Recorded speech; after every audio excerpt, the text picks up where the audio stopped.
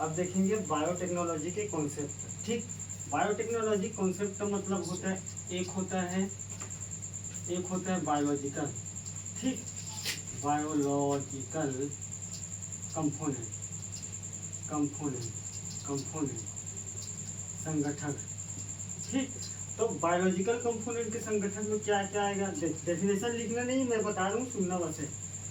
पौधा, एनिमल कोई जीव जंतु जो भी चीज। ठीक, तो क्या है टेक्नोलॉजी, मतलब क्या होता है, जिस पर संवर्धन करना, चेंज करना। ठीक है, तो एक होता है संवर्धन मतलब चेंज, परिवर्तन, संशोधन। ठीक, तो ये प्लस कर दो, जोड़ेंगे हम। ठीक, तो ये तो हम ऐसा नहीं कि खेल तमाशा के लिए करेंगे, खेल तमाशा के लिए तो नहीं करेंगे ना, किसी भी प्लांट में संवर्धन कहाँ करेंगे, बायोलॉजिकल में करेंगे, क्योंकि अगर जीन में करते तो जीनेटिक्स इंजीनियरिंग हो जाता है, किसी जीव में करते तो अलग कॉन्सेप्ट हो जाता है। तो जो बायोलॉजिकल कंपोनेंट जैसे प्लांट, एनिमल, जीव जंतु जो भी हो, जिस पर संवर्धन, परिवर्तन प्लस संशोधन की प्रक्रिया को बायोटेक्नोलॉजी कहते हैं, ठीक, तो क्या करते हैं, विशिष्ट उद्देश्य के लिए करते हैं, विशिष्ट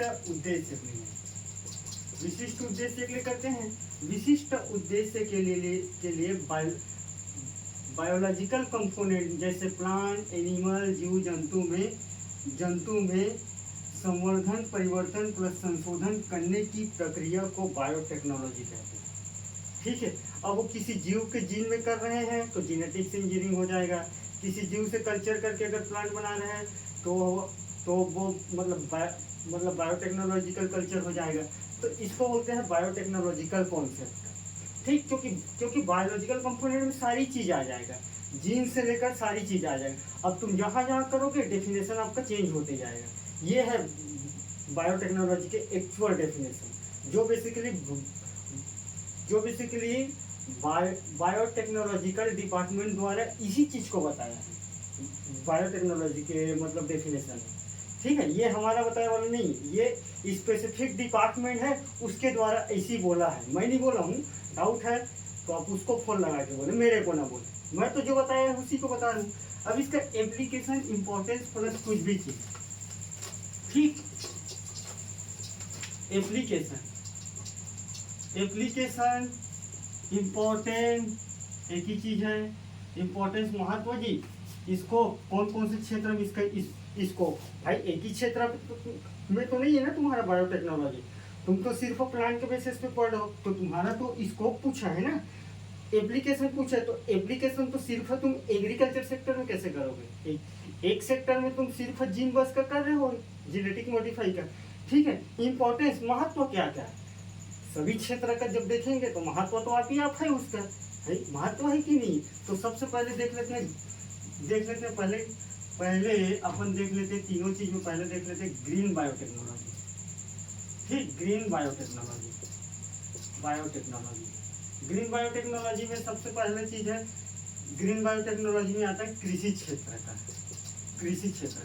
अब कृषि क्षेत्र से हम बेसिकली क्या क्या चीज डेवलप किए हैं, वो सारी चीज इसमें आएगा एप्लीकेशन में। जैसे कि कृषि क्षेत्र में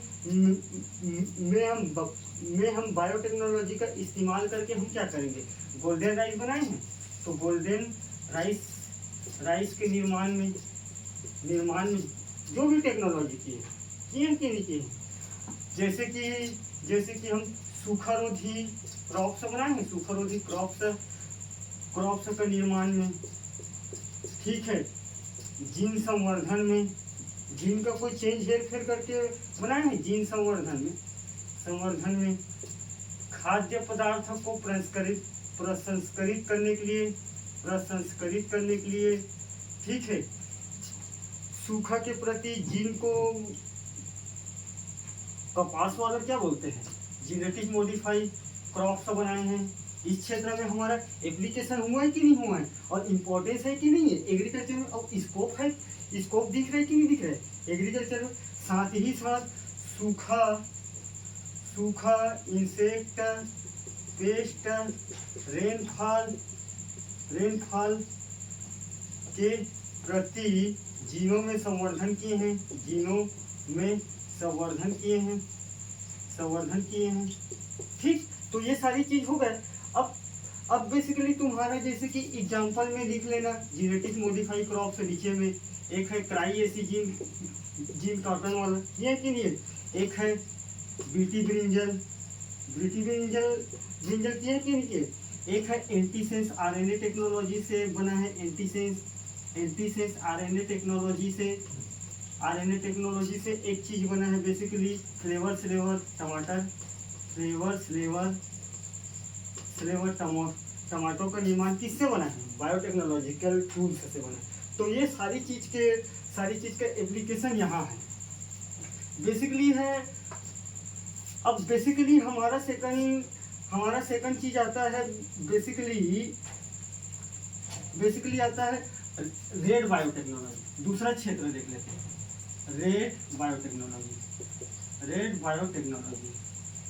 रेड बायोटेक्नोलॉजी में हमारा दूसरा आता है जैसे कि फार्मा दवाई बनाने वाला सेक्टर में इस्तेमाल होता है, दवाई बनाने वाले सेक्टर में।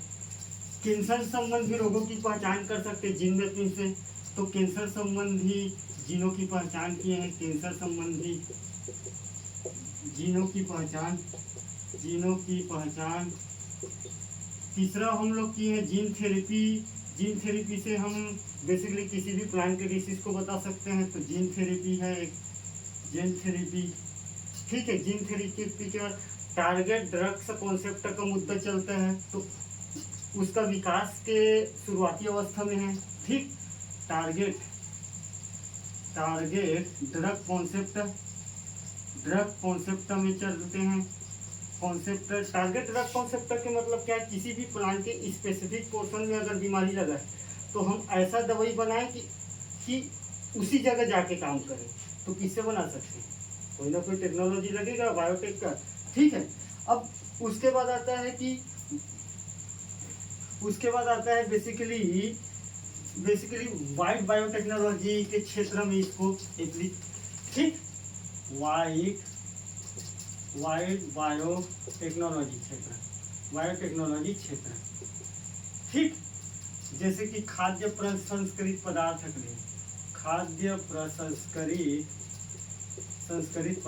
लिए, ठीक है। तो इस क्षेत्र में वाइड बायोटेक्नोलॉजी के इस्तेमाल किए हैं। नाम इसी कारण चेंज है क्योंकि बृहद एप्लीकेशन है इसका, बायोटेक का, ठीक है। और क्षेत्र हिसाब से आप देखो, एक है बेसिकली ब्लैक बायोटेक्नोलॉजी, ठीक। तो ब्लैक बायोटेक्नोलॉजी बेसिकली एक क्षेत्र और है, ब्लैक बायोटेक्नोलॉजी,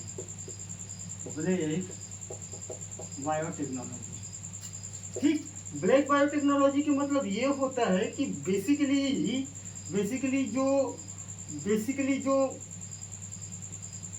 हार्मोनल उत्पादन से है, या हार्मोनल उत्पादन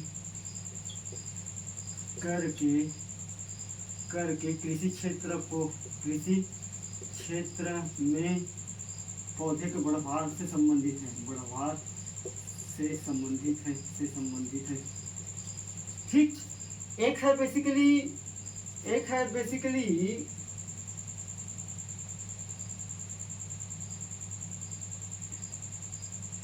येलो बायोटेक्नोलॉजी, ठीक। Yellow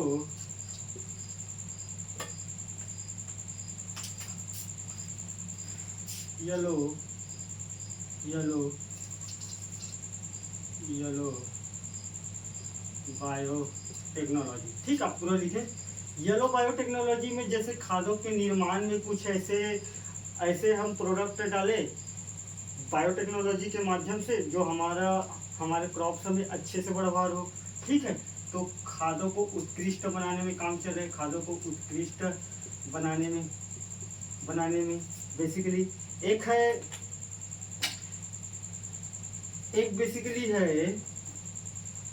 basically violet biotechnology, violet biotechnology. Violet biotechnology में बेसिकली न्यू टेक्नोलॉजी के निर्माण में, न्यू टेक्नोलॉजी की जो खोज करते रहते हैं ना वैज्ञानिक लोग, तो वहाँ भी एप्लीकेशन स्कोप है मतलब बायोटेक्नोलॉजी के माध्यम से हम जीन डीएनए के बारे में जब जानेंगे तभी तो नया नया टेक्नोलॉजी का डेवलपमेंट करने में यहाँ भी हमारे हेल्प है।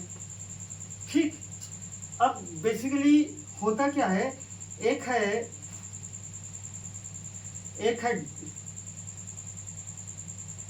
प्लांट बायोटेक्नोलॉजी में। ठीक, लास्ट एप्लीकेशन इसका देख लेते हैं, प्लांट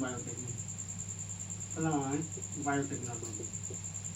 ठीक, तो ये इसके इम्पोर्टेंट है। अलग अलग बायोटेक्नोलॉजी का अलग अलग स्कोप, अलग अलग क्षेत्र, अलग अलग एप्लीकेशन है, अलग अलग उसका इम्पोर्टेंस है, नाम अलग है, सारी चीजें इसी लिखना है। ये मैं नहीं बता रहा हूँ, बायोटेक्नोलॉजिकल डिपार्टमेंट द्वारा पूरा अपनी पृष्ठ पुस्तिका में बताया है, एप्लीकेशन इम्पोर्टेंट और स्कोप करके। मैं अपने से कुछ नहीं बता रहा हूँ, जो है मैं पढ़ के आके यहाँ बता दे रहा हूँ। ठीक, तो एक है प्लांट बायोटेक्नोलॉजी में। प्लांट बायोटेक्नोलॉजी में जैसे वायरस फ्री प्लांट प्राप्त करने के लिए, वायरस फ्री प्लांट प्राप्त करने के लिए मेरिस्टेम कल्चर का उपयोग करते हैं। इसी को जॉब आप या कुछ पेपर में पूछे थे, देख लेना। ठीक है, एक है जर्म प्लाज्मा कंजर्वेशन कर सकते हैं। जर्म प्लाज्मा मतलब जर्म प्लाज्मा कंजर्वेशन संरक्षण कर सकते हैं, जर्म प्लाज्मा संरक्षण कर सकते हैं। ठीक है, एक अपन बेसिकली कर सकते हैं, भ्रूण कल्चर करके इम्ब्रियो का निर्माण कर सकते हैं, इम्ब्रायो। ठीक, भ्रूण कल्चर से इम्ब्रायो का डेवलप, भ्रूण कल्चर से इम्ब्रायो का डेवलप। एक है ड्यूप्लाइड से हेप्लाइड प्लांट बनाने के लिए पॉलिन कल्चर का इस्तेमाल कर सकते हैं। पॉलिन कल्चर आप पढ़े होंगे, पॉलिन कल्चर क्या है। ड्यूप्लाइड प्लांट से हेप्लाइड प्लांट का जो निर्माण करते हैं, पॉलिन कल्चर। एक है ब्राउन बायोटेक्नोलॉजी के क्षेत्र में। ठीक, तो 5, 6, 7 क्षेत्र और 7-8 एप्लीकेशन इंपॉर्टेंस आपका हो गए। एक है ब्राउन बायोटेक्नोलॉजी।